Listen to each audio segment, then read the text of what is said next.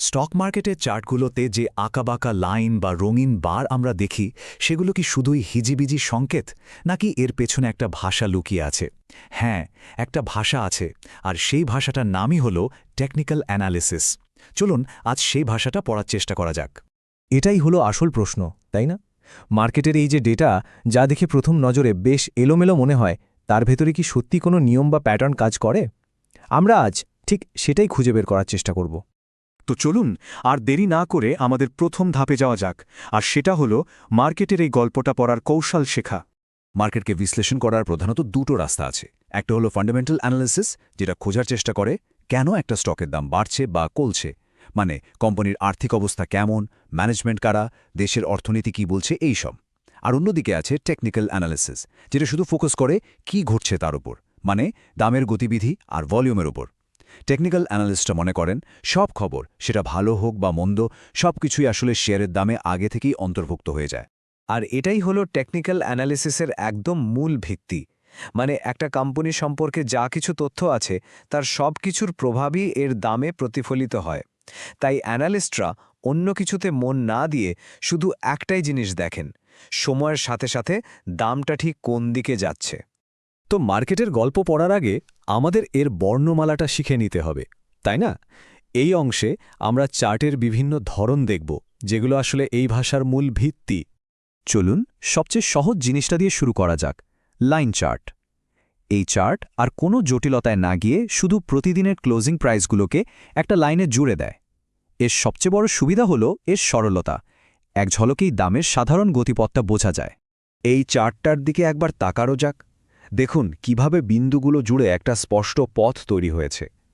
অট্টে নজরেই মার্কেটের সামগ্রিক স্রোতটা বোঝা যাচ্ছে, তাই না?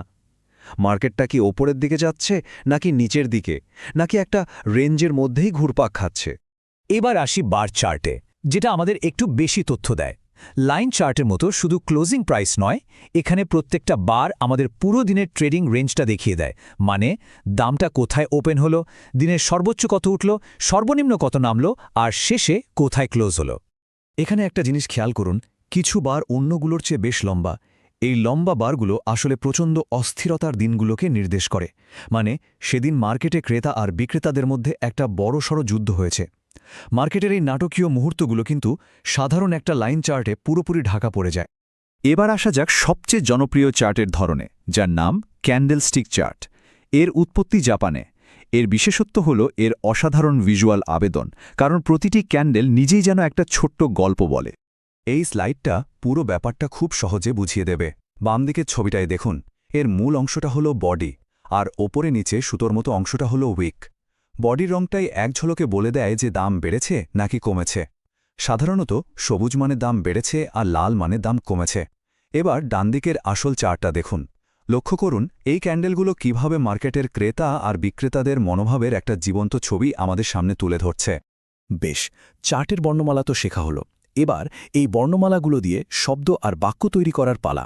মানে এবার আমরা মার্কেটের ট্রেন্ড বা গতি প্রকৃতি বোঝা শুরু করব। ট্রেন্ড কি? খুব সহজ ভাষায়, ট্রেন্ড হলো দামের একটি নির্দিষ্ট দিকে ধারাবাহিক চলন। এটা বোঝা খুব জরুরি, কারণ ট্রেডিং জগতে একটা পুরনো কথা আছে, the trend is your friend. মানে ট্রেন্ডই হলো আপনার বন্ধু। মার্কেট সাধারণত তিনভাবে চলে: আপ ট্রেন্ড বা ঊর্ধ্বমুখী, ডাউন ট্রেন্ড বা নিম্নমুখী, অথবা একটা নির্দিষ্ট রেঞ্জের মধ্যে সাইডওয়েজ। এই চার্টটা দেখলেই বিষয়টা পরিষ্কার হয়ে যাবে। দেখুন, দামের ওঠানামা কিন্তু এলোমেলো নয়। এটা পরপর উঁচু চূড়া আর উঁচু উপত্যকা তৈরি করতে করতে ওপরের দিকে যাচ্ছে। এটাই হলো একটা ক্লাসিক আপট্রেন্ড। তারপর দেখুন, প্যাটার্নটা উল্টে গিয়ে নিচু চূড়া আর নিচু উপত্যকা তৈরি হতে শুরু করেছে, যা একটি ডাউন ট্রেন্ডের পরিষ্কার সংকেত। তাহলে টেকনিক্যালি এটা কিভাবে চেনা যায়? ভাবুন তো, যেন সিঁড়ি দিয়ে উপরে ওঠা হচ্ছে। আপট্রেন্ডে প্রত্যেকটা স্টেপ আগেরটার চেয়ে উঁচুতে থাকে, যেটাকে আমরা বলি হায়ার হাই, আর স্টেপের মাঝে ল্যান্ডিংগুলো আগেরটার চেয়ে উঁচুতে থাকে, মানে হায়ার লো। ডাউন ট্রেন্ড হলো ঠিক তার উল্টোটা, যেন সিঁড়ি দিয়ে নিচে নামা হচ্ছে। আর যখনই এই সিঁড়ি ভাঙার প্যাটার্নটা আর কাজ করে না, তখনই আমরা ট্রেন্ড রিভার্সাল বা গতিপথ পরিবর্তনের একটা সম্ভাবনা দেখতে পাই। আচ্ছা, এই ট্রেন্ডগুলোকে চোখে দেখার জন্য একটা দারুণ প্র্যাকটিক্যাল টুল হলো ট্রেন্ড লাইন। এটাকে চার্টের ওপর ক্রেতা আর বিক্রেতাদের মধ্যে প্রধান যুদ্ধক্ষেত্র হিসেবে ভাবা যেতে পারে। একটা আপ ট্রেন্ড লাইন আঁকা কিন্তু খুবই সহজ। প্রথমে একটা আপ ট্রেন্ড খুঁজে বের করতে হবে। এরপর অন্তত দুটো সর্বনিম্ন পয়েন্ট বা লো যোগ করে একটা সরল রেখা টানতে হবে এবং সেটাকে ভবিষ্যতের দিকে বাড়িয়ে দিতে হবে।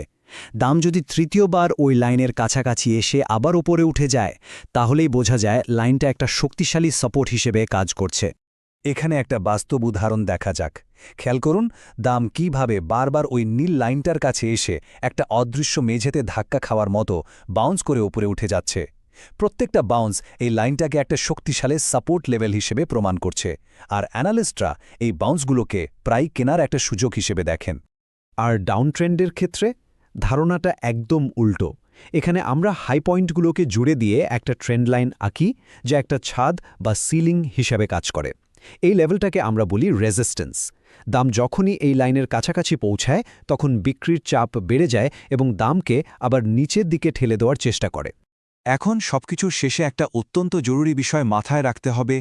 এটা বোঝা খুব গুরুত্বপূর্ণ যে টেকনিক্যাল অ্যানালিসিস কোনো ভবিষ্যৎবাণী করার জাদুবল নয়, এটা আসলে সম্ভাবনার একটা খেলা। এই উক্তিটাই হলো সার কথা। বিজ্ঞানের চেয়ে বেশি শিল্প। টেকনিক্যাল অ্যানালিসিস কোনো নিশ্চিত ভবিষ্যৎ বলতে পারে না। এর একমাত্র উদ্দেশ্য হলো সম্ভাবনাকে নিজের পক্ষে নিয়ে আসা, একটা বাড়তি সুবিধা বা এজ পাওয়া। প্যাটার্ন মাঝে মাঝে ব্যর্থ হয়, অবশ্যই হয়, কিন্তু মূল ধারণাটা হলো এগুলো যতবার ব্যর্থ হয় তার চেয়ে বেশিবার কাজ করে, আর এখানেই অভিজ্ঞতা আর বিশ্লেষণ কাজে আসে, যা চার্ট পড়াকে একটা নিখুঁত শিল্পে পরিণত করে। তাহলে এই নতুন ধারণাগুলো নিয়ে এবার থেকে চার্টগুলোকে একটু নতুন চোখে দেখার চেষ্টা করা যাক। যদি প্রত্যেকটা প্রাইস চার্ট একটা গল্প হয়, তাহলে আজকের মার্কেট আমাদের ঠিক কোন গল্পটা শোনাতে চাইছে? এটা ভাবার মতো একটা বিষয়, তাই না?